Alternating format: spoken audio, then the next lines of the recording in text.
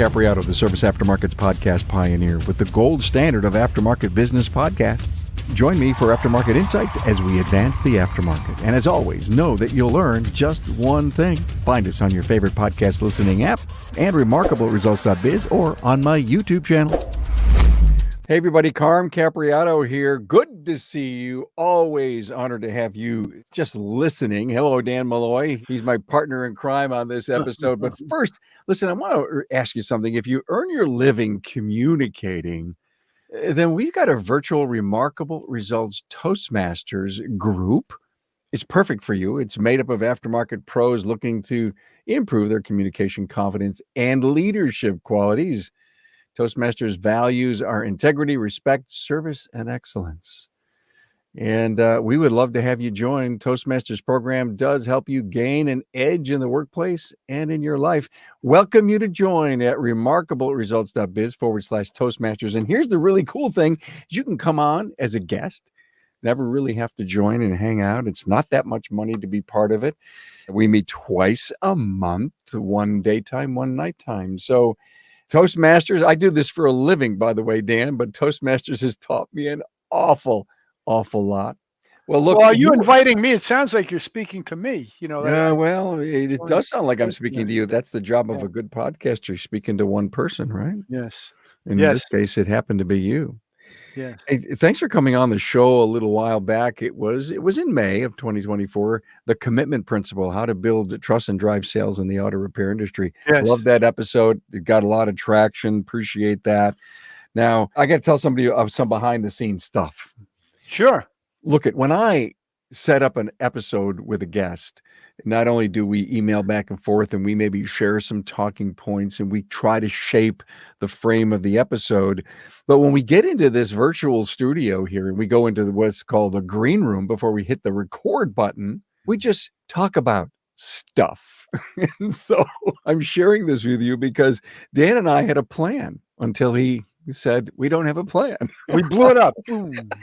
Boom. We blew it up. He says something, and I said, "Oh, that's no." I hummed something to "What's Going On." That's right, and I go, "Oh my God, Marvin Gaye, one of my fave songs." Yeah, and we started to go into this whole thing about music, and son of a gun, doesn't he tell me something about his interesting life that he started some, I don't know, 30 some years ago. 30 years. Yeah, maybe a little bit longer than 30 years. 32 years ago, I started. And it goes back to this. There's this video on the internet, and it's from Chick-fil-A. Everyone has a story, and it is an incredible little, maybe 3 or 4 minute video. And it really goes through the restaurant, and it shows you different people, and it explains what's going on in their life. Because we look at people all the time, Dan, right. And we don't necessarily know what's behind. People have legacy. People are going through things right now. Right. People are planning stuff tomorrow. Sure. Survived something from yesterday, right? Yeah. And sometimes we just look at people at their face value and don't realize the greatness, the baggage, the stress, the positivity. We just don't realize it. We just face value. The struggles that they're all engaged in, Yeah. And ironically, we're going through. So what were some of your favorite artists, Carm, and what did you do? And tell me a little bit more about your background as we slowly get to know more about each other, learn about each other. And I'm just going through all of these damn groups. And he says, Eric Clapton. Oh, hang on, Carm. So before I turn the recorder on, he gets up, he leaves, he gets a picture, and he puts his picture up in front of the camera. And it's Eric Clapton. I go, my God, that's Eric Clapton, probably in his 50s or 60s. Right. The shorter hair, the brown hair, the beard, the glasses. Right. And he said, I don't do an old Eric Clapton. Like we do a middle-aged Eric Clapton. Middle-aged. And he goes, Carm, that's me. And I just went crazy because it looks just like the middle-aged Clapton. This guy's a singer with his wife, has a group, has an Eric Clapton tribute band. Right. And I'm blown away by this. I just can't wait. I got to go listen to some of the stuff you guys. I told you I'll send you some, in addition to running my company, but like you said, Pete, you have visions in life. I mean, this is what I think an interesting discussion, because if I follow my dream, with a voice in my head, one day is something I've been singing my whole life, literally in the car. When I first got a car, and I had my stereo system in the car, and singing to music, to singing to the Beach Boys and John Mayall, the blues tunes, and Yeah. the Beatles. We grew up on the Beatles, of course, and all that stuff was easy. But so it kind of was percolating inside of me for many years. And then when I hit 40, one day I just woke up and I said, you know what? I'm going to get me a vocal coach because I want to learn how to sing. And then that started me on this whole journey. But if I don't listen to the voice in my head that said you should learn how to sing, I don't meet my wife. I don't wind up on the Letterman show. I don't wind up on the Today Show. I don't play with people that played with Jimi Hendrix. I don't play in front of big audiences. I don't learn to sing the national anthem and sing in front of thousands and thousands of people performing the national anthem. So it's like, it's the one decision, and this ties directly back to what we talked about last time in my book on language and communication. You get an idea in your head to do whatever it is. You want to become the greatest chess player. You want to learn to do this, that, or the other thing. And you get that idea in your head. And if you declare it, and you declare it to people that will listen to you, in my case, in the music case, it had to be a vocal coach, right? And so I remember the first conversation I had with her. Melissa was her name. So I go to my first lesson. I was a little nervous because I'm a total novice about how to sing, right? And so we start working out. And she says, Dan, your voice is fine. He said, but your ears like this. I had never done scales. Oh. So it's like I had a good voice. The voice was not the issue, but I can't tell you how many thousands of hours of practice to be able to hear and get my voice tuned up to sing on key was a real struggle. I've mastered it, but I still practice scales. I have a 20-minute vocal warm-up I do, scales. Okay, I have to confess with you about singing in the car. Oh, please. I do. And I realize that some days I'm good and some days I'm really bad. And when I'm really bad, I try to fix or change my voice and find, let me see, I'm trying to remember. It's chest voice, or I keep forgetting about Right. um If you sing it, from it- your throat, you yeah, can't it- you yeah, can't sing many it's songs if you're going to sing from up here. right. It's mid You got to voice or you got to wherever. And I realized the importance of, maybe there's some natural singers out there, but there's also ones that have been taught. And how I can, some days when I'm singing to a favorite song, I stumble upon it on the radio and I want to do the chorus or a lead because they're your favorite songs, so you know them. And how I can sometimes hit it and sometimes I can't. And then I say, how come I can't today? And then I work on it and I get it. So to your point about singing and duplicating someone's voice and having your own, I don't think it's an easy thing to do. I think, to your point, I think you got to, and it's like, oh, I want to be a great leader. You're not a natural leader right away. You have to stumble and fail and go through that and find how to lead. You have to be And willing to die on stage. bingo, or in front of your people. I used to say, right. Well, listen, I call it being comfortable with being uncomfortable. Yeah. You have to be willing to. If you can't do that, you can't be a singer. No. And the more honest you can be about it. I mean, sometimes the band is going to screw up, or you're going to make a mistake, or whatever. It happens in a live show, but you got to be willing to die on stage, so to speak, in order to live. In order to have a great show, you got to be willing to die. It's like, in order to get a base hit, you got to be willing to take a strike three at the same time, Yes. right? Yeah, You have exactly to be. right. I love the term you said, being comfortable by being uncomfortable. And I think through my lifetime, I put myself in some precarious situations that I was so uncomfortable with, but I grew and I learned from it. It's one of those things, Dan, where for 24 hours it's going over in your head. Why did I do this? What were my reasons for this? And all of a sudden, if you will, you become hardened, not in a bad way, in a learning sense, or you just, wow, okay, I get that. So if it ever happens again, this is what I do. And these are the questions that I ask. And this is the Well, follow-up. I think if you don't put yourself in a position to fail, you're never going to grow. I learned because of what I studied. I'll share with people a little shameless self-promotion. I wrote a book about the language of commitment, and because I've been studying language and communication for many years, and one of the things what we're talking about now. If you declare you're going to become a singer, since we're talking about that, what's a better example, I think? Well, any big thing in your life that you put yourself out and you commit to doing something. You commit to whatever it is. You want to start a business. You're going to do a big show. You're going to go into run a 10K or a half marathon or whatever, a marathon, whatever you're going to do. You could fail, but you won't know that until you put yourself out there. But then when you succeed and you do it over and over and over and over and over and over and over again, that's where I think the real joy comes from. But the moment you declare what you're going to do, the exact opposite is born. So like here, I'm going to become a singer. No, you're not. You're too old. When I declared I was going to become a singer, true story, I found a vocal coach in New York, and I worked with her for a while. Then I found one that was really highly regarded here in New Jersey. She wouldn't take me. I was 40 years old. She wouldn't take me. I had to talk my way in because I'm too old. I'm too this. I'm too that. And here I am. I'm still doing it. And I performed all over the New York City area, played big venues, and literally was on the Today Show and performed with people that played with Jimi Hendrix. But if I listened to her, I would. So my point is, when you declare what you're going to do, the exact opposite is born. So it's the mirror image. Here's become a successful singer. Here's total failure. They come together. It's like when you say you're going to get them to do karaoke. You must sing karaoke, Carm.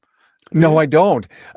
Honest to God, I think about that a lot. And I keep saying to myself, what song would I want to sing within my range that I think I could without cracking my voice? That's been my challenge a long time, Dan. I've never done All karaoke. right, so I'm going to challenge you now. I don't know. What song would it be? Well, because of the depth of my voice, I almost keep thinking, and again, I don't call me crazy, but I was just thinking of a Sinatra song. But There you go.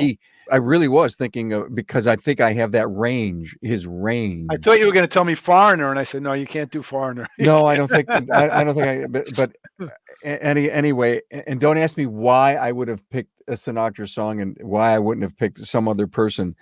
I haven't thought about it a lot. It's just been, there's always fleeting thoughts. I mean, I'll bump into a Sinatra song every once in a while, and I say, "Wow, Summer Wind," or oh yeah, I can hear the way she looks tonight.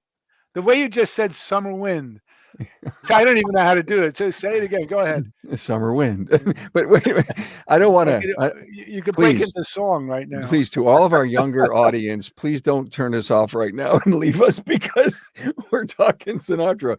But for Dan to do Eric Clapton, I think, spans the generations, and some of his songs. Well, how about this? How about 60-70% of his songs are still played today? Yeah, it's such a blessing. I couldn't have asked. This is another thing about following your dream that I've discovered. If you follow your dream, whatever that is, doesn't matter. This one area of my life happened to be music and singing. And then the Clapton thing happened by accident. I didn't start because people thought I looked like Eric Clapton 30 years ago. That wasn't why I started singing.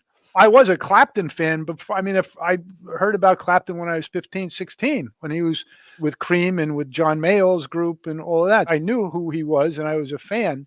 I started singing because it was a dream. It was a vision that I had, and it was, so but then the magic shows up afterwards. After you commit to your journey, whatever that journey is, the magic happens. That's when the magic starts to show up. If you really commit to it. Yeah. Okay. And so then all of a sudden the Clapton thing happened. Next thing I know, I meet my wife. It's a true story how I met Doreen. We've been together 30 years. When I was learning to sing, I would hang out in karaoke places around the New York City area. The same company was running a lot of the karaoke places. So one day I asked the boss, I said, I forget the guy's name at this point, but I said, look, I want to learn how to be in front of the room and how to handle the crowd and how to work a microphone and everything. So I said, I want you to give me a karaoke thing to do one night a week. That's all, one night a week.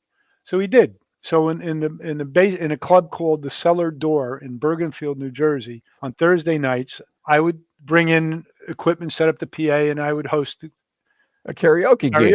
Yeah. All right. And so then one night, Doreen comes in. It's now my wife. She walks in and she gets up and sings one song, and she's so good. She captivated me. with one song. I went up to her immediately after she sat down, up to her table, and she was sitting with her girlfriend. I knew her girlfriend. And I looked her in the eye and I just said, here, I gave her a piece of paper and a pencil. I said, give me your phone number, just like that. I call it a power close, right? The power close. And we've been together ever since. Her friend gave her an elbow and said, give him the damn phone number. Ironically, I met my wife in a bar too, long time ago in a galaxy far, far away under extremely interesting circumstances. That's funny. Yeah, I met her and then we never got married till 4 years later, Oh, but really? Wow. Okay. we weren't going out at all. It was an interesting split of lives and how I re-met her. I really should tell that story one day on the podcast because it's a cool story. I mean, so many of the interesting things that happened in my life really brace cool circumstantial stories. I mean, I think almost all of us. How'd you meet your wife? You got 10 minutes? Yeah. Just like you just did. It's so interesting to think back. I don't know where'd the last 10 years go? I mean, just like that. I don't know. I've been I have podcasting no for idea. 9, and it goes so fast, and I almost think we forget about these incredible stories of our life that put us in circumstances. And on the podcast before, I've talked about decades, and it doesn't necessarily mean, when you're in your 20s and 30s and 40s and 50s and 60s. The point of it is that there's always these time chunks, these time chunks that happen. And all of a sudden, you start to be a different person because of the circumstance, the income, the job that you have, the friends, the culture of society, and everything evolves and changes. When I think back, and you could think back just 30 years ago when you had this commitment to sing. Now look at where you are and where that took you and the people you met. Right. And they were chunks of time for you. And I think we have to think about that. I want to be a great leader. Well, you don't read one leadership book and become a great leader. To your No. point earlier, you've got No. to fail a bunch of times in order to get there and still Right. constantly learn. Right. And over time, you learn, things get better, you're coached, you're mentored, you're embarrassed, you pick yourself up, you move on, just like you having to Yes. learn how to sing. Right. No, exactly. And no, you got me deep in my head now. I mean, when you talk about the It's whole my time, job. That's my it job. go it does go by so fast. We're both about the same age. And a friend, a Cajun gentleman, once told me life is about the experiences. You think about the money you can't take with you, but the stories like being at Woodstock, stuff like that. Did you go? Yeah, I can still picture it today. It's like the stories about things like that's what I think that's what life is all about on some level. The journey, So the failures, the successes, all that. so name a song that you have a memory about where you were when you heard it. Do you have just The a song, favorite song or an yeah, impactful song? sunshine of your love. Okay. I heard when I was about 15, 16, and I was in my cousin's house. I was into sports. I wasn't really into music that much when I was at that age. But my cousin he lived right up the block from me, 5 houses away, and we were like brothers, right? And so I went into his bedroom and he had a little turntable, and he was playing Sunshine of Your Love, and I was like, it blew my mind. I had never heard anything like that before. First time I heard it, and here I am all these years later performing it. It's one of my favorite songs. It just wow. Oh my. Wow, What are the cream. odds of that? I was just into sports my whole life, but I had this secret ambition about music that came out when I allowed it out. I allowed it to come out when I was 40 years of age. Like one of my high school friends came to see our last show we did last September, and after the show he came up to me. He says, "When did you get so freaking good?" It's like I said, "Well, a lot of practice. I mean, we do have a good show, a good band," but he couldn't believe it. So it's like I enjoy that. And the thing about music when we perform and the crowd won't let you leave the stage. They want more. They want more. They want more. We designed so "Sunshine of Your Love" and "Badge" typically are our last two songs Mm. because it's so powerful. And our Oh my guitar God, they player, are. my guitar players who do a Clapton show, that my guitar players are the best. You can't even imagine how good these guys are. Well, you'll Well, they see it have to be when I if was you're gonna playing be it. a Clapton tribute Right. band. Oh, no, Yeah. they're amazing, absolutely ungodly. And talk about, like, living life in the moment, when you're on stage and there's 400 or 500 people in front of you and the crowd is demanding more and they won't let you leave the stage, that's exciting. Hey, it's no secret. We're facing a technician shortage, and NAPA Auto Care has a solution with the NAPA Auto Care Apprentice program. The program was pioneered by one of our own. Pete McNeil and Master Technician Jake Sorensen from McNeil's Auto Care in Sandy, Utah, realized that the problem of not having technicians available for hire was not going to solve itself and decided to take action and look at a different audience of individuals available for hire. A focus was put on younger individuals with the right passion, desire, and attitude to work in the automotive repair industry. Jake and Pete sought after these individuals and developed a technician apprentice program to give them the training needed to become a successful technician in today's world. The NAPA Auto Care Apprentice Program includes a comprehensive 9-stage curriculum that includes a variety of types of training, and they are classroom training videos exclusive to the apprentice program. Now, these videos provide in-depth training from a successful master technician. Also, Autotech classes with instructor-led courses offered through NAPA Autotech and Autotech e-learning. This web-based e-learning is designed to target specific training topics. And finally, hands-on learning. The apprentice will apply the skills gained from the classroom training videos, Autotech instructor-led training, and Autotech e-learnings in the shop with the guidance of a mentor. The apprentice program curriculum is competency-based, meaning an apprentice can move through each stage at a pace that best suits them. Most apprentices complete the program within 2 years. Upon completion, apprentices will have earned ASE G1, A4, A5, and AC certifications, adding industry validation to the skills an apprentice acquires. Look, having an apprentice in your shop will ultimately benefit your bottom line as they advance through the program. And in most cases, as the apprentice develops their skill set producing billable hours, you'll begin to see a growth in your gross profit by stage 5. One of the largest barriers to entry for individuals looking to enter the automotive repair industry is the cost of tools. Now, keep your apprentice motivated with an apprentice toolkit. Now, NAPA Auto Care has worked with our supplying partners to offer an exclusive comprehensive tool set, including a 4-drawer tool cart for all registered apprentices. Hey, to learn more, members can visit member.napaautocare.com. Do you have to have a manager to get your bookings?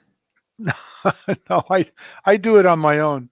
I Okay. do it on my own. So actually, and I don't have a lot of time now, so it's like I'm in the process of just trying to get one location. I don't want to play out every week. It's not what it's about. I'd like to play 4 or 5 times a year, do a big show 4 or Big 5 one. Yeah, a yeah. year. That's my vision anyway. That's what I'm working on. Wow. I'm going to share with you my song. Yes. And it's not any one particular, the greatest, bestest song that I know, but you remember a song by a group called Free called All Right Now? All Right Now. Anyway, Yeah. it was a one-hit wonder, I believe, the group Free. And I think it was 71, possibly. And I'll never forget, every time I hear the word free, it takes me back to my college Ah, days when I was DJing in college. I was in college radio, and we were out in the town doing a live remote. Wow, imagine that. I was a DJ and doing a live remote. Ooh, I mean, it was those right. are like Yeah. Those are I can't believe it. I can't believe I'm doing this. And it was right. only a dream of mine Yeah. back then. And one of Was the that even a songs, big deal back then? Back in the day, was that even a big deal doing a live remote? Did they do that a lot? we were part of the community, and it was like, we're going to do a live remote. What's that? Just show up, Right. and Right. all the brainiac, all the wizards, Got the however they ran the lines back in the 70s to get you hooked into the radio station. They did all that magic. But every time I hear Free and All Right Now, and I'm sure a bunch of in our audience know that song, it takes me back immediately, takes me back Yeah. there. Sure. It is amazing. And don't ask me why I connected that day, that event, that song to that. But that's the power of Of us. music. Yeah. Not only of music, but situational things that we get ourselves into. We're saying you get one of those outer body experiences, inners and outers, and say, wow, what's this all mean? It's funny. It's funny what you talk about the power. I like the power of music. Be able to conjure up those memories. My wife and I were driving somewhere within the past few weeks. Some old Motown song or something like that came on from the 50s, 60s, whatever, some doo-wop song. I forget what it was actually, but we're both all of a sudden we're both singing the words, and it was a Ah, song. Both of us are singing together in the car, which we tend to do a little bit, but we hadn't heard the song in 35 years, and all of a sudden, but the yeah. words like do up diddy diddy dum diddy do. There she Oh, was, just geez. walking down the Yeah, street yeah. singing Okay. do songs like that just come up, and the words have been embedded in your nervous system at Yeah. such a level that you just know them, you sing them. It's an emotional connection. Ann and I Yeah. will be traveling. We'll bump into a song on the radio that we both either know, fell in love with, has meaning for us, that we think we know all the words, but if sometimes I can't get all the words right. What I can get is the emotion of the song Yes. because those words speak Yeah. to us. Right. And Sure. they're really special moments if you let it happen. If you let music into your life, and so many people do, it has a very big and powerful impact on Yes. you. I am not a professor of music. I don't quite get it, but music has power. Oh, absolutely. Absolutely. The voice, sound, when you The think about lyrics. the lyrics, right? I'm a big lyrics guy, and the melody and everything. But it does speak to you. You know what song spoke to me? First time I heard it was Freddie King performing "Have You Ever Loved a Woman?" Oh, wow. And I've been working on that song for 30 years. It's true. I've never performed it out, and the reason is because I'm close. I actually wanted it on the last show we did. We rehearsed it. And I'm ready to do it, and the guys in the band and my wife and everybody said, "Nah, it's too boring," Well, but it because spoke to you. Yeah. it spoke to me. If you ever hear, can you picture Freddie King singing at all? Do you know who Freddie King was? I don't. Oh, all right. So he's a blues guy from the 50s and early 60s, but he was a Hmm. monster vocalist. Made a huge difference in the lives of people like Eric Clapton and the Stones and everybody. You know what I admire in music? I admire the producer. Listen, I get the singer, I get the songwriter, I get the musicians. But when you go back and you listen to a song and say, listen to that just little segment of vocal, where did that come from? Why do I love that part so much? Was it really part of what the songwriter and the singers and the band thought of? Or was it the producer from the outside that said, hey, let's do another track, and I just want you to, I want you all to just sing this little mini chorus thing, and it becomes your favorite segment of the song? Right. Producers are brilliant on how they put everything together. And it's funny you should say that, because in preparing for this next show that we're doing, I did a little research on a song called "Bad Love" that Clapton wrote with this guy by the name of Mick Jones from Foreigner. Actually, you mentioned Foreigner before. Mick Jones of Foreigner and Clapton. But here's how it happened: because of the producers at Clapton's record company, and the people that they told him, we want another hit. We want a hit. Of course, they all want a hit, right? We want another hit, and we want you to use the Layla formula. Now, who knew there was a Layla formula? I don't know what that Ooh. is, but they want to use the Layla formula to create another hit. So Clapton got with Mick Jones. Obviously, I guess they were friends, and they wrote this song titled "Bad Love." And the formula worked because he won a Grammy Award for Best Rock Male Vocal. But if the producers and the record company didn't want him to do that, he wouldn't have never done it. Another example, I think, of something like that is he only had, as far as I know, two number one singles. One of them, he didn't want to perform. He didn't like the song. He didn't even write it, Oh, and I he know did it which. anyway. Go ahead. What is it? Oh, God. It became a number one hit. From the new movie Phenomena? No, that was I know that was change. That changed the world. Yeah, Change the World? Change it. Yeah, yeah, It yeah. wasn't We that? do that. No, it wasn't that. I don't think that became a number one hit. But I Shot the Sheriff, Oh, wait a Bob minute. Marley. Was that J.J. Cale? I Shot the Sheriff was Bob Marley. J.J. Cale Bob, okay. was J.J. Cale was After Midnight Cocaine. Yeah, He he wrote wrote Cocaine, Cocaine. J.J. Cale did, right? Yeah, Yeah, yeah. from Tulsa, Oklahoma. Oh, wow. Yeah. Yeah, He covered After a lot of Midnight. J.J. Cale songs, Eric Yeah, Clapton they did. became friends. He did an album with him. I'm Yeah, he not that did. familiar That's with the right. album. Yeah, he did an album with him. Oh my. So here we are. We changed the topic. We were going to talk about business, and And we were going to talk about culture. We were going to talk about the fact that, and I did some studying to do this until, we got on the pre-call and you and I just went crazy on this whole music thing and you told me about your background. But I was really thinking about the quote from Peter Drucker that says culture eats strategy for breakfast. And I haven't heard that. I like that. I'm going to write that down. yeah, Peter Culture, Drucker. culture eats Culture eats strategy for strategy for breakfast. And it basically it's about the human factor of a company. You can have all the strategy and if you want, but if you don't have the human side of anything you're doing, it's no good. culture eats strategy for Culture breakfast. eats strategy for breakfast. And because you have to have a human factor in your company. I love that quote. Thank you for sharing that. That's so huge. Yeah, it is. Oh, and we're back to the question again. How do you form a culture? How do you form a heartbeat inside a company? yeah. How do you And do that? oh, by the way, let's just hook that to music. Who says that part of our culture, all the great things that make our culture up, the human side of our business, doesn't include music somehow? I don't know. I don't know how it works, but music is such a big part of our life and the fabric of our world. And while you were just saying a few things, I started to think about, remember I talked about producers? The producers are really very big part of the magic of the song. Well, Jeff Lynne, ELO, Electric Light Orchestra, Right. the Okay. lead, I love their music, just love their music. I did some research on Jeff Lynne. He ended up producing for a lot of people and writing songs for a lot of other people. And the beauty of it is that Jeff Lynne songs are so different all the time. They're not just, he doesn't have one particular style. He's got that magic. And when you think of the producer that's really, if you will, the lead to the song, he's hearing everybody's strengths, everybody's greatness, and he's layering these tracks. Think of a producer as the leader of the company who's bringing this, he's got to be able to take all the personalities of all the musicians and all the talent and what everyone can produce and make for the sake of producing the record, producing goodness for the customer experience, right? The listener's experience.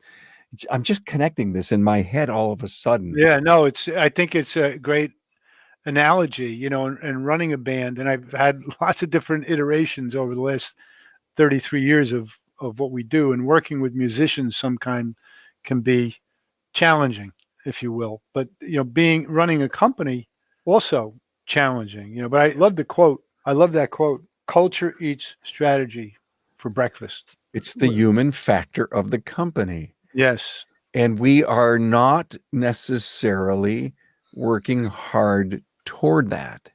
And Well, you talked well, about, let me ask you. I want to share. Can I share something with you? please. I remember when remember my story. I was a partner in that company. We had 104 auto repair and tire stores Right. back Yeah. we bought it from BP in 1998. We talked about it in your last episode. Yeah, so here I am, a novice in the industry, but I'm somewhat of an expert in the domain of communication, things like that, right? So they sent me out to be the district manager for 8 stores in the Toledo market. So a couple of things. I said to myself as I was going out, I knew that we had a problem after about 4 or 5 months in the business. I knew we had a problem, real problem with how people communicated, right? Because I could hear it as I went from store. I didn't have the tools I have now to listen and dissect language and all that. I didn't have any of that back then. We use artificial intelligence. We do all kinds of stuff to figure out what's going on in terms of. So I go out and I figure, okay, how are we going to communicate with the customers? And the very first thing I came up with, I wrote down on a piece of paper, was this phrase. I can help you with that. Yeah, I can help you with that. Yeah, And I don't know if we talked about it last time, we did. and what it's turned out to be way more powerful. You talk about culture inside a company. I said to myself, what was my genesis of that was, what do I want my team to say every time when that phone rings? The very first thing that's going to come out of their mouth, because we know what the customers are going to do. The customers do the same thing every time. They call up and they say, "How much is blank?" Or, "I have a problem with blank. How much?" Or, "Can you fix this and how much?" It's the same types of conversations. And the only thing I thought that made sense was for us to say, "Yes, I can help you with that." As our they're going to make a request. we're going to make a reply to that request. Yes, I can help you with that, and I can help That's an you. important emotional marker for me when someone would say that to me, no matter how If they mean it, stressful. we're back to what you said before. If you mean it, Right. if you mean it, if you feel to get the emotion going, like with music. Oh, I get it. If I you don't, get it. if you say it, and you mean it. Yes, Carm, you're in luck, my friend, because I can help you with that, and I can help you with that right now. It's how you say it. It's your level of sincerity. It's your eye contact. It's your body posture. It's everything that makes me feel that you're sincere and that this is going to work. I'm fine. Good Yes, hands with Allstate. right, exactly. So, but I think that also what I've learned since now, that's how many years? That's 25, 26 years since I was in that position back then. And what I've realized now is that talk about a heartbeat of a company. I Mhm. believe that the very best heartbeat for companies, culture, is to become, and I can help you with that organization. My opinion, my studied opinion. If you take that on as your mantra, because think about it, why do companies exist? Why does a company even exist? Well, that's the value set. That's the mission, vision, values. That's why we're here. We're doing what we're doing. But why do people start companies? What's the purpose behind a company? Golly, they've got a dream of wanting to help people typically. Right, right. They want to help people. The Yeah. companies exist for one purpose. I don't care how big or small a company is. They're designed to help other people, other human beings. Yeah. That's what they do, right? Am I right? Yeah. Every company out Even there. if you make ice cream, you want to help Exactly. people. Yeah. Exactly. You're Yeah. there to help other people have Yeah. a good time with the Yeah. ice, whatever it is. So that's the point. The problem, the problem, and I think in building a culture is that people don't know how to express that. My role in life, this is my role in life. This is what I do is help companies, teach companies how to express that I can help you with that and mean it. Yeah. And if you can do that well, if you as a company, then you establish a culture, and I can help you with that culture. So that means that everybody, and this has to be declared to the. This is a song. This is a song that the owner operator has to sing every day when they come in. Yeah. That the general manager has to sing. My opinion.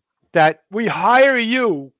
For instance, if I was hiring you to be a service advisor in my shop, I'm hiring you to make commitments to help other people Yeah. Yeah. and to declare to them that you're going to help them and to mean it. I'm not hiring you to give, I don't need you to give out prices and technical information and all that stuff. I need you to make commitments to help other human beings, including your team. I love the I can help you with that theme that you have. I mean, Dan was holding up a sticker before. If you're watching this on video, you saw it. But I can help you with that, not only between me and my client, my customer, but me and my team. How Yeah. many times do we go to each other and ask for support or a question? And to have that overarching, if you will, company culture of I can help you with that. Part of the value set is that we will always help each other. It could be a value set. I can help you with that. Even if it's as simple as, hey, can you tell me when you think you can get that car done? Yeah, I can help you with that.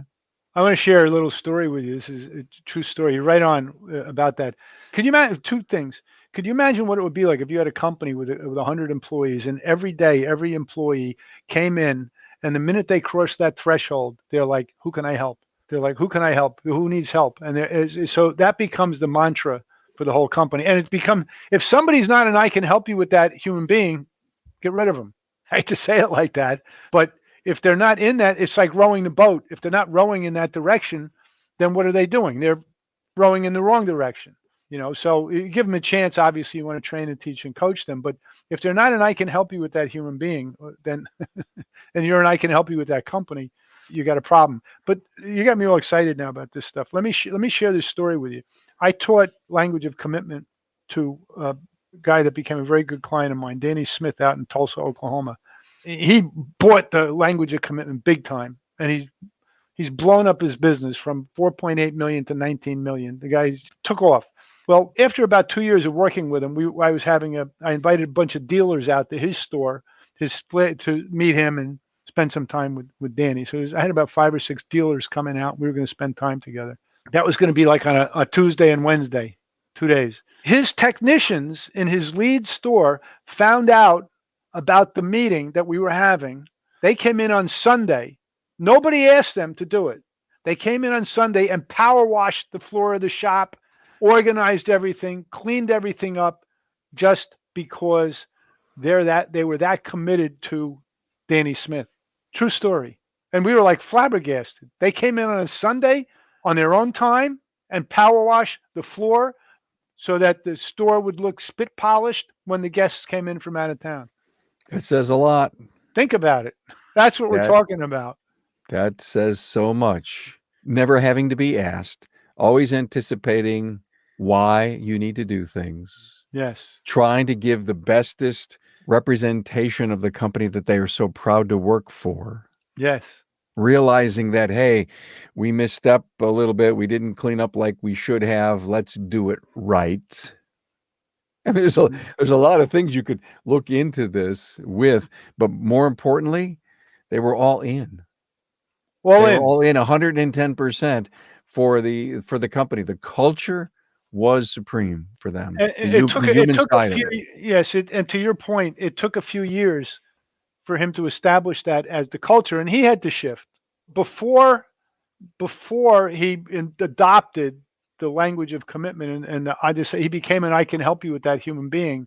He was a command and control dictator, coming from a different place completely, and he saw the light. He flipped. He completely flipped. He Yeah. changed his whole way of being, and then his company took off. He started growing at the rate of Yeah. 20% every year. I love your point of command and control dictator. You only get soldiers who work for you who will only do what you tell them to do. No, there's no growth, there's no creativity. You can't do anything beyond what the scope of your discipline is. Right there, you go. And I think you wait a minute to another point of yours. Growing your culture, becoming a better leader is a work in progress. I said earlier, you can't read one leadership book and expect that you're going to be a great leader. And you can't make a strong commitment to improving the culture of your business and see it happen overnight. There's just no way that happens. To your point, it takes years to develop that. But typically, once you get going, you end up going, it's almost like lighting up the Saturn V rocket. Yeah, well, that's happened to a few of my clients as a result of it becoming I can help you with that oriented. I can help you with that. Being oriented towards that is what I call becoming a commitment based organization, because Yeah.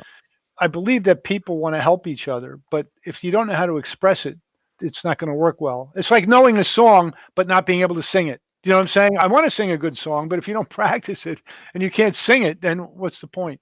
I love what you just said, the word practice.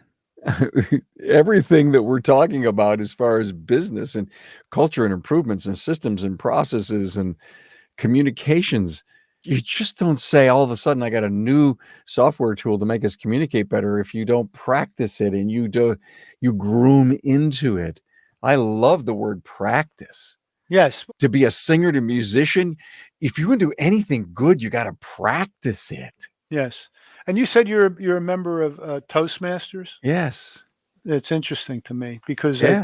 because I know you guys. I went to one meeting around here, and I just didn't think I had the time to devote to it because I We're was. virtual. It all virtual Toastmasters happened during COVID. Oh, And really? yeah, and you have an organization like ours, the influence we have in the industry.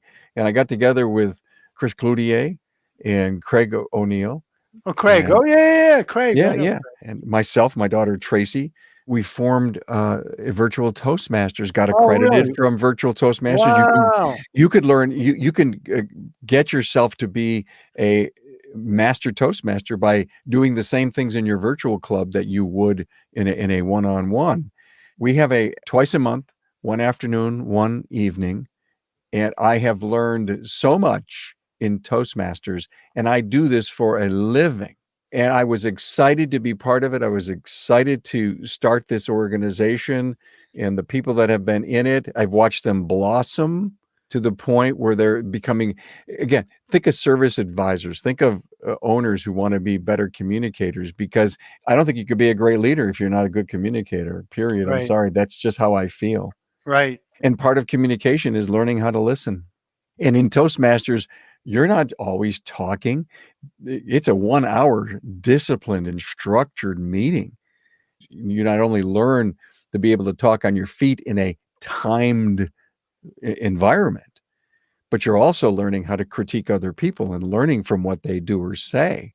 There's the What grammarian. times are your meetings? 2:00 on the first Thursday, 2 p.m. Eastern the first Thursday, and 7 p.m. on the third Thursday of the month. On the third Thursday? Yeah. remarkableresults.biz/Toastmasters. Everything you'd ever want to know about Toastmasters is there. And you can show up as a guest anytime. Is Craig usually there? Always. He's our president.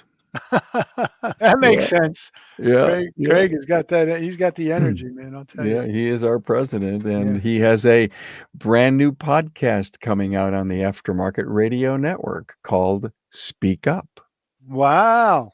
Cool. Yeah, we're really Speak up. excited about that. Really excited about that. It'll be coming out Speak up. in June. Speak Up. That's great.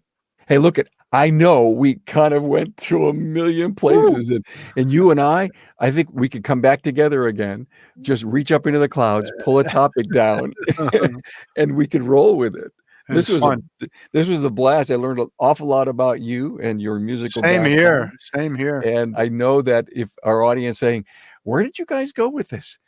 Go back and listen to it again and pull all the great gems of wisdom that Dan gave us here today. I think we kind of circled back around to the topic at hand, didn't we? We kind of did. I mean, we could have gone on for an hour on culture, but I think it was neat how we kind of pickled and sparsed and connected some dots here. It was fun. Yes, it was fun. I had a appreciate you. Yes, thank you. Wow. Appreciate being here with you. Wow. Dan Malloy, Malloy Business Development, MalloySales.com, and Yes, sir. the Eric Clapton Tribute Band. Oh, wait a minute. StrangeBrew.com, right? StrangeBrew. Killing .com. what's inside of you. As soon as I hang up here, I'm going to get on the web and I'm going to look all over that website. I'll email you some YouTube. Yeah, I'd love to to get a see sense it. of it. Yeah. Wow, how cool. Thank you, my friend, Dan Malloy. See you, buddy. Peace, my brother. Be good.